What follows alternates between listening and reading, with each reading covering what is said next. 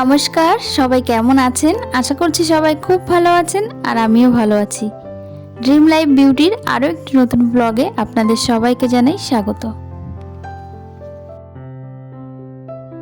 পুজোর রেশ কাটিয়ে স্কুল তো অনেক দিন আগেই শুরু হয়ে গেছে, আবার সেই পুরনো রুটিন অনুযায়ী চলা শুরু হয়েছে।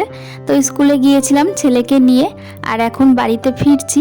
এখন 9:30 মতো বাজে, আর বাড়িতে ফিরতে ফিরতে 10:30 বেজে যাবে। তবে চলুন বাড়িতে গিয়েই আপনাদের সঙ্গে দেখা হচ্ছে।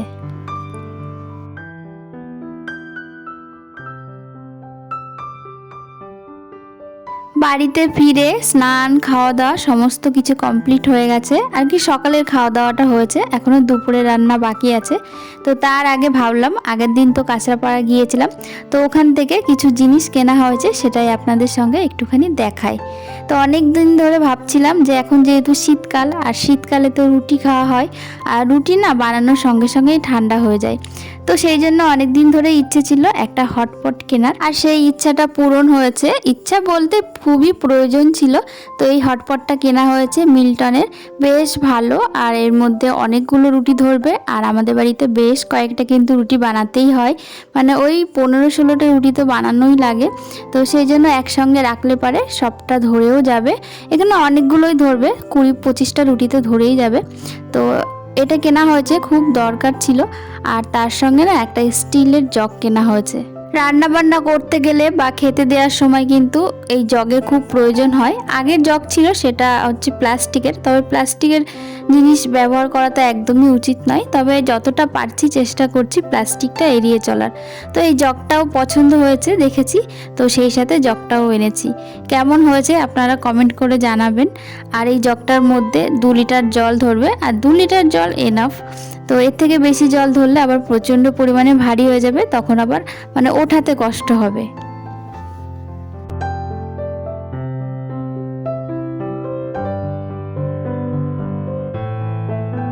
স্কুল থেকে এসে তো আগেই স্নান করে নিয়েছি, স্নান করে পুজোটাও দেওয়া হয়ে গেছে। আর তারপরে যে দুপুরে রান্না করতে চলে এসেছি।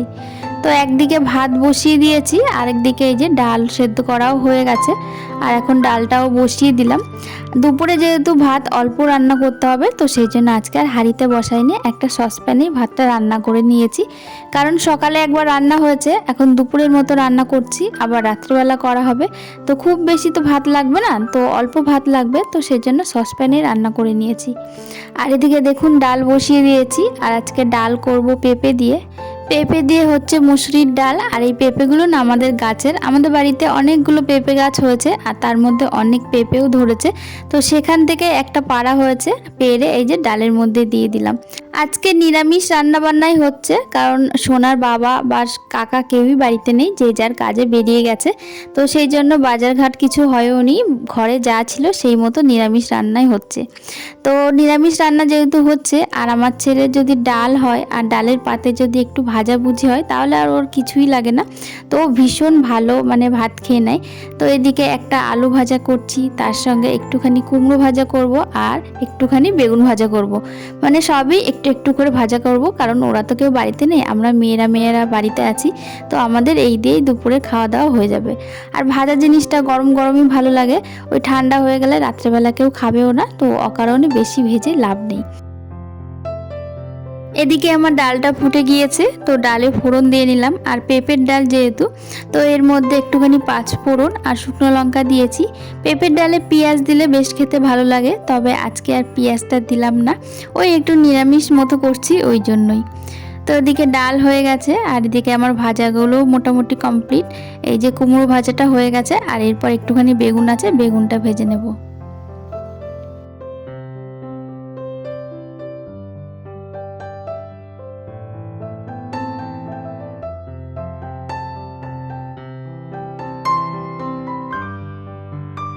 ডাল ভাজা, আর এর সঙ্গে করব একটুখানি পুঁই শাক।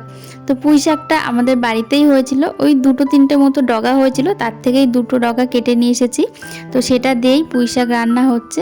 তো এর মধ্যে একটু 5 ফোড়ন, শুকনো লঙ্কা আর দিয়ে দিলাম বেশ খানিকটা আদা থেতো করে।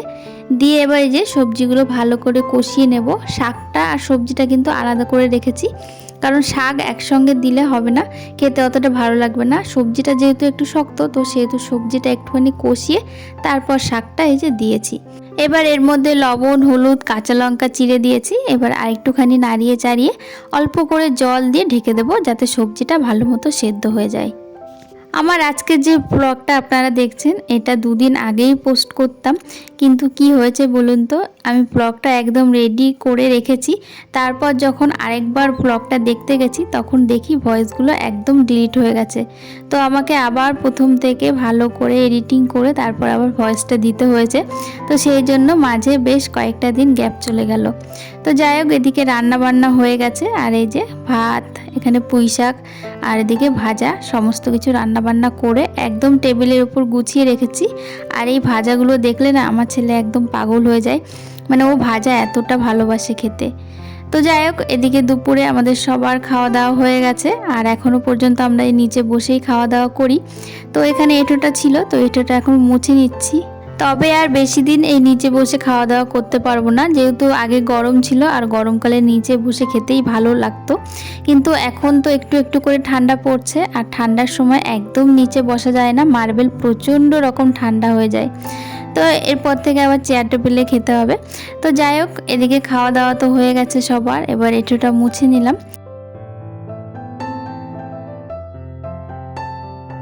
খাওয়া দাওয়ার পরে ছেলেকে একটু ঘরে বসিয়েছি, আর ওর ড্রয়িং যে হোমওয়ার্কটা ছিল সেটা কমপ্লিট হয়েছিল না, তো সেই জন্য বললাম ড্রয়িংটা তোমার কমপ্লিট করে নাও। তো এখানে ও ড্রয়িং করছে, একজন মাঝি নৌকার মধ্যে বসে নৌকা চালাচ্ছে, তো সেটাই ও ড্রয়িং করছে। মানে একদম বসে মানে ড্রয়িং করতে চায় না, প্রচণ্ড তাড়াহুড়ো করে। আর যে কোনো কাজ তাড়াহুড়ো করলে কিন্তু সেই কাজ ভালো হয় না, ধৈর্য নিয়ে করতে হয়। আর বিশেষত আঁকা জিনিসটা তো ধৈর্য লাগেই, মানে খুব ভালোভাবে বসে ধৈর্য নিয়ে না আঁকলে সেটা ভালো হয় না। আর ও যেহেতু এখনও ছোট, তবে আগে তো মোটেই আঁকতে চাইতো না, এখন তাও একটু একটু করে পারে। আর সোনা আঁকছে, আর আমি এই ফাঁকে একটুখানি ভিডিও রেকর্ড করছি। তবে ও ভিডিও করতে আসলে না একদম ভিডিওর সামনে আসতে চায় না, তো একটু লজ্জা পায় হয়তো। তো যাই হোক, এদিকে আবার সন্ধ্যা হয়ে গেছে, আর আমি এদিকে জামা কাপড় চেঞ্জ করে একদম ফ্রেশ হয়ে সন্ধ্যাটা দিয়ে নিচ্ছি।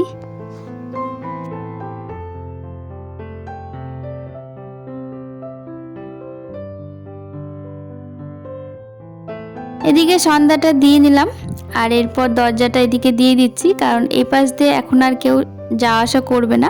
তো গ্রিলটা টেনে তালা দিয়ে পর্দাটা দিয়ে নিলাম। আর এরপর যাব রান্নাঘরে, সবার জন্য চা বানাবো। আর সন্ধ্যা 6টা থেকে ছেলের পড়া থাকে, তো ওকে খাইয়ে পড়তেও দিয়ে আসবো।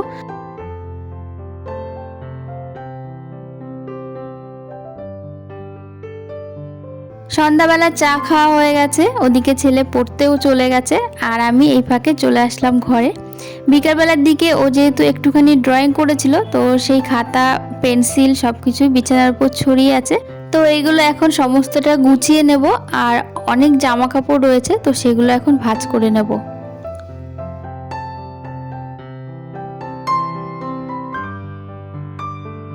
সন্ধ্যার দিকে এই টাইমটা বেশ একটু ফাঁকা সময় পাই, নিজের মতো করে কাটাই। মাঝে মাঝে তো ভিডিও এডিটিং করি, ভিডিও ভয়েস রেকর্ডও করি, আবার মাঝে মাঝে নিজের মতো করে সময় কাটাই। তো যাই হোক, এদিকে বিছানাটা গুছিয়ে নিয়ে অনেক জামা কাপড় জমে গেছে, সেগুলো এখন ভাঁজ করে নেব। আর জামা কাপড় ভাঁজ করার মোক্ষম সময় হচ্ছে এই সন্ধ্যাবেলা, কারণ এই সময়তে ছেলে বাড়ি থাকে না, আর ও বাড়ি থাকলে দুষ্টুমি করে, তো যার জন্য জামা কাপড় ভাঁজ করতে পারি না। তো এই সন্ধ্যাবেলাটায় ও পড়তে যায়, আর এখানে বেশ কিছুক্ষণ সময় ফাঁকা থাকে, তো এই সময় টুকটুক করে কিছু কাজ গুছিয়ে নিই। এখানে ছেলে আর ছেলের বাবার জামা কাপড়ই রয়েছে, তো এগুলোই ভাঁজ করে যার যার জায়গায় এখন গুছিয়ে রাখবো। প্রতিদিন তো জামা কাপড় কাচাই হয়, আর প্রতিদিন জামা কাপড় কেচে কিন্তু ভাঁজ করা হয় না, ওই 2-3 দিনের জামা কাপড় একসঙ্গে করে ভাঁজ করা হয়। তবে প্রতিদিনেরটা প্রতিদিন যদি গুছিয়ে ভাঁজ করে রাখা যায়, তাহলে কিন্তু অল্প টাইমের মধ্যে হয়ে যায়, কিন্তু মাঝে মাঝে হয়ে ওঠে না, তো একসঙ্গে অনেক জামা কাপড় জমে যায়। তো সেই একসঙ্গে অনেক জামা কাপড় ভাঁজ করে ওঠাতে কিন্তু অনেকটাই সময় লেগে যায়। তো যাই হোক, চলুন আজকের ব্লগটা এখানেই শেষ করছি। আজকের ব্লগটা আপনাদের কাছে কেমন লাগলো অবশ্যই কমেন্টের মাধ্যমে জানাবেন।